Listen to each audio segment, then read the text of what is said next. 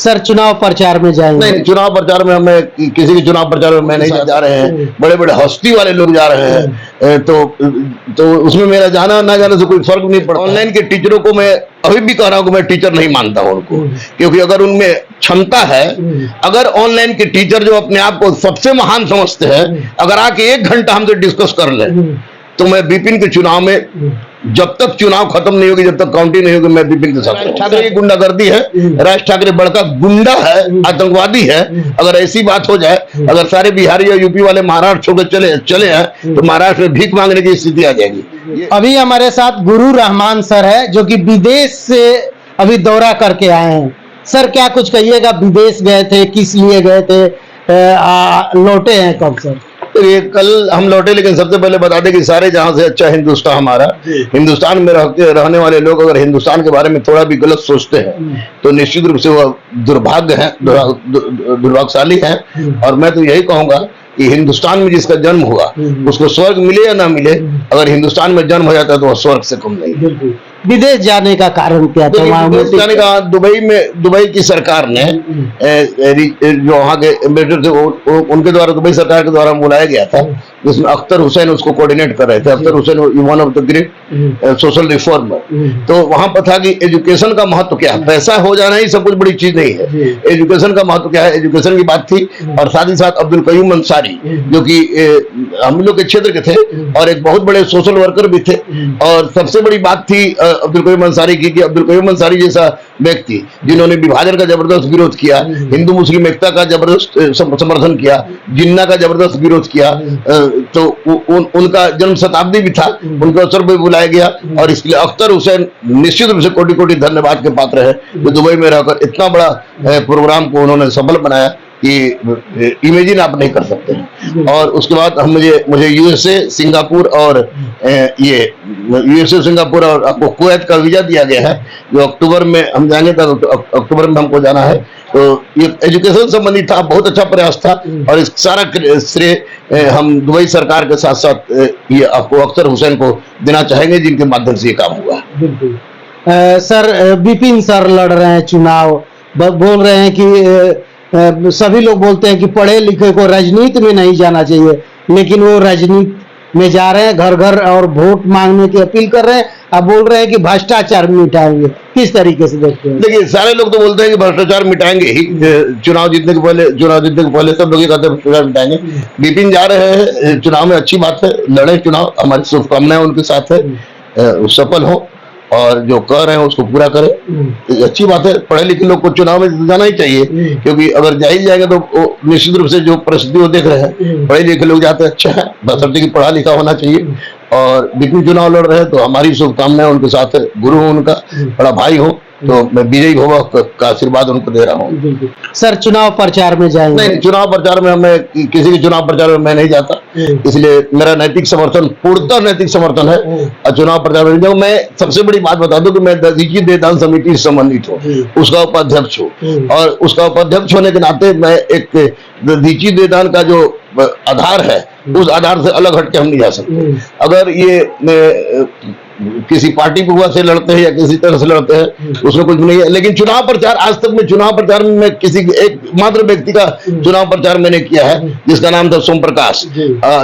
सोम प्रकाश जो ओबरा से जीते थे, निर्दलीय जीते थे, तो सोम प्रकाश का चुनाव प्रचार इसलिए मैंने किया था कि हमारे सीनियर भी थे, बीच चुके हमारे दोस्त भी थे, तो उनका मैंने किया था। और एक बिल्कुल किसी पार्टी बुआ से अलग थे। और विपिन बच्चा है हमारा, और निश्चित रूप से विपिन की जीत हम लोग की जीत मानी जाएगी। लेकिन चुनाव प्रचार में जाके ही सेलिब्रेट करें ये कोई जरूरी नहीं है। बड़े बड़े लोग उनके साथ जा रहे हैं, बड़े बड़े हस्ती वाले लोग जा रहे हैं, तो उसमें मेरा जाना ना जाने से कोई फर्क नहीं पड़ता है। जैसे अब इतने महान लोग जा रहे हैं कि जो अपने आप को वैश्विक स्तर पर रखते हैं, तो वो लोग अगर उनके पास जा रहे हैं तो गुरु रहमान का जाना ना जाना कोई मतलब नहीं है। लेकिन मेरा आशीर्वाद विपिन के साथ है। अच्छा, कभी गुरु रहमान जी को विपिन सर से बात हुआ इस मैटर पे राय और कुछ लिए कि हाँ लड़ना चाहिए, क्या होना चाहिए, कैसे चुनाव लड़े? नहीं नहीं, विपिन बच्चा है मेरा, विपिन छोटा भाई है मेरा, विपिन पुत्र है मेरा। तो वो बात बोला कि गुरुजी हम चुनाव लड़ेंगे, तो बिल्कुल किसी भी आदमी को चुनाव लड़ने का, जब ओवैसी जैसे जिन्ना के अवतार को यहाँ चुनाव लड़ने की छूट मिल जाती है, तो विपिन तो जाहिर सी बात है स्टूडेंट के बारे में सोचता है, विपिन को चुनाव लड़ना चाहिए। वो लड़ रहा है तो लड़े, और उसकी जीत की हम अपेक्षा भी करते हैं और कामना भी करते हैं, लोगों से अनुरोध भी करते हैं कि विपिन को जिताइए। बहुत सारे टीचर लोग चुनाव प्रचार में जाने वाले हैं सर। अभी तो फिलहाल राकेश सर जाके उनका प्रचार कर रहे हैं, घूम भी रहे हैं, लोगों से कुछ बातें चीतें भी कर रहे हैं।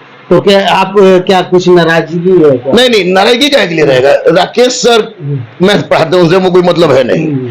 और राकेश सर जा रहे हैं, और बाकी कौन टीचर है उसके बारे में आपने कुछ खोला नहीं। बाकी जो ऑनलाइन के टीचरों को मैं अभी भी कह रहा हूँ कि मैं टीचर नहीं मानता हूँ उनको, क्योंकि अगर उनमें क्षमता है, अगर ऑनलाइन के टीचर जो अपने आप को सबसे महान समझते हैं, अगर आके 1 घंटा हमसे डिस्कस कर ले, तो मैं विपिन के चुनाव में, जब तक चुनाव खत्म नहीं होगी, जब तक काउंटिंग नहीं होगी, मैं विपिन के साथ रहूंगा। लेकिन मेरी हमदर्दी 110% हमदर्दी विपिन के साथ है।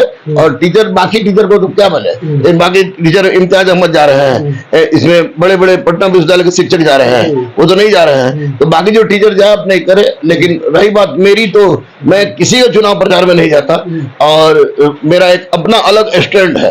तो वैसी परिस्थिति में मेरी नैतिक समर्थन उसके साथ है, विपिन के साथ है, और विपिन की जीत को मैं अपनी जीत मानूंगा। बिल्कुल सर। एक और मुद्दा चल रहा है सर महाराष्ट्र में लेकर के, जो कि यूपी और बिहार के लोगों को मतलब वो महाराष्ट्र वाला भाषा नहीं बोलने पे मारा जा रहा है, क्या कुछ? ये जाहिर बात है, राज ठाकरे की गुंडागर्दी है। राज ठाकरे बड़का गुंडा है, आतंकवादी है। अगर ऐसी बात हो जाए, अगर सारे बिहारी और यूपी वाले महाराष्ट्र छोड़कर चले हैं, तो महाराष्ट्र में भीख मांगने की स्थिति आ जाएगी। ये गुंडागर्दी है, आतंकवाद है, आतंकवादी है राज ठाकरे। उसको सख्त से सख्त माननीय नरेंद्र मोदी से हमारा अनुरोध है, माननीय अमित शाह जी से हमारा अनुरोध है कि राज ठाकरे को बीच चौराहा पर 50 कोड़ा लगावे, ताकि उस तरह की बदतमीजी से वो बचे। हालांकि मैं खुद मुंबई से आ रहा हूँ, दुबई से मुंबई ही मैं उतरा था। मुंबई में कुछ मेरा मैपिंग का काम चल रहा है, उस पर कुछ ये था, तो मैं वहां से आ रहा हूँ। लेकिन निश्चित रूप से राज ठाकरे का, हम लोग बोले कि हमारे यहाँ भैया भोजपुरी ना बोल तो तोरा भगा दे, हमारे बिहारी ना बोल तो भगा दे, गलत बात है। राज ठाकरे राजनीति कर रहा है, उसको मारना चाहिए। और बिहार यूपी है तो बंबई क्या, पूरे भारत के स्टेट है। और दुबई में भी मैंने देखा कि दुबई में देखी कि नाइट भोजपुरिया रेस्टोरेंट खुला हुआ है, भोजपुरिया लिट्टी वाला खुला हुआ है, भोजपुरिया दाल भात वाला खुला हुआ है। तो अगर बिहार और यूपी को छाट दिया जाए, तो फिर किसी का अस्तित्व नहीं रह सकता। बहुत सारे लोग बता रहे हैं कि वहीं पे अमिताभ बच्चन है, शाहरुख खान है, वो तो नहीं बोलते हैं महाराष्ट्र वाला भाषा, तो उनको क्यों नहीं पहले निकाल? जितने गरीब ठेले वाले हैं, चाहे वहाँ वर्कर है, उस तरीके को आदमी को टारगेट किया गया है सर। ये प्रकृति का नियम है, सृष्टि का नियम है कि लोग अपने से कमजोर को ही सताते हैं, अपने से मजबूत को सताने की हिम्मत नहीं है। और राज ठाकरे तो 1 नंबर का छेछड़ा और आतंकवादी व्यक्ति है। अगर वो पटना में आवे तो हम दावा के साथ कहते हैं कि उसको हम लोग फूल देके ही उसका स्वागत करेंगे।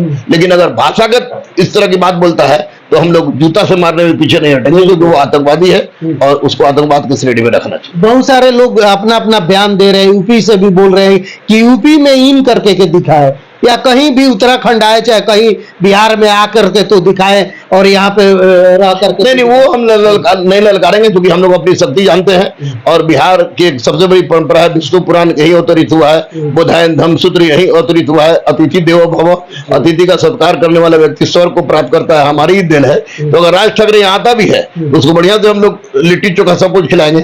लेकिन अगर आपके कथनी से किसी भी तरह का विरोध उत्पन्न होता है और देश के टूटने की जैसी बात होती है, तो वैसी परिस्थिति में राज ठाकरे जैसे आदमी को हम लोग बर्दाश्त भी नहीं करेंगे, और जरूरत पड़ी तो जूता से भी मारने में पीछे हम लोग नहीं हटेंगे। उन्हीं के पार्टी के कुछ लोग सदस्य हैं सर, उनसे न्यूज वाले जब सवाल कर रहे हैं कि मतलब कि स्थापना कब हुई, भाषा की स्थापना कब हुई, मतलब तो वो लोग कुछ बताइए नहीं रहे, कट के जा रहे, जिनको अपने भाषा का स्थापना के नहीं, महाराष्ट्र का कुछ ऐसे चीजों के बारे में पता नहीं, वो लोग चल घूम के मार रहे हैं और पीट रहे हैं, बता रहे हैं कि अगर भाषा मेरा महाराष्ट्र का नहीं बोलोगे तो यहाँ से भगाओ। नहीं नहीं, राज ठाकरे ये गुंडे हैं और वो पैसा पर चल रहे हैं, पैसा दे के चल रहा है लोग। ये उन गुंडों की बात करना, उनका महत्व बढ़ाना है। अरे भारत एक अखंड देश है और भाषा सबको यहाँ पर सब भाषा बोलने का अधिकार है, लेकिन संविधान में इसका प्रावधान नहीं होता। और राज ठाकरे जैसे गुंडा कहने से कोई फर्क नहीं पड़ने वाला। बहुत बहुत धन्यवाद सर। एक बात और मैं बता दूं आपको कि मैं माननीय प्रधानमंत्री से और माननीय मुख्यमंत्री बिहार से ये हाथ जोड़कर विनती कर रहा हूं कि हुजूर, पटना से दुबई और दुबई से पटना ये कोई डायरेक्ट प्लेन नहीं है, और इस यही कारण है कि वहां के लोगों ने हमको सिंबॉलिक प्लेन भी दिया था, उपहार में दिया था। तो हाथ जोड़ के विनती कर रहे हैं कि एक ऐसा व्यवस्था कीजिए कि पटना से डायरेक्ट दुबई और दुबई से डायरेक्ट पटना का प्लेन रहे, क्योंकि बहुत दिक्कत होती है, हमको भी बहुत दिक्कत हुई। क्योंकि मुंबई में मेरा काम था तो कम में निकल गया, लेकिन 6-6 घंटा लोग दिल्ली और मुंबई आपको एयरपोर्ट पे इंतजार करते हैं। तो अगर हमारी भारत सरकार ये पटना से दुबई और दुबई से पटना अगर डायरेक्ट प्लेन कर देती है तो बहुत बड़ी उपलब्धि होगी, बहुत बड़ी उपलब्धि होगी। इसकी मांग है, हम लोग को उम्मीद है कि माननीय प्रधानमंत्री ऐसा करेंगे। बिल्कुल, बहुत बहुत धन्यवाद सर बात करने के लिए। लेकिन आप लोग क्या सोचते हैं हमारी बातचीत वीडियो के बारे में, जरूर बताइएगा। धन्यवाद, नमस्कार।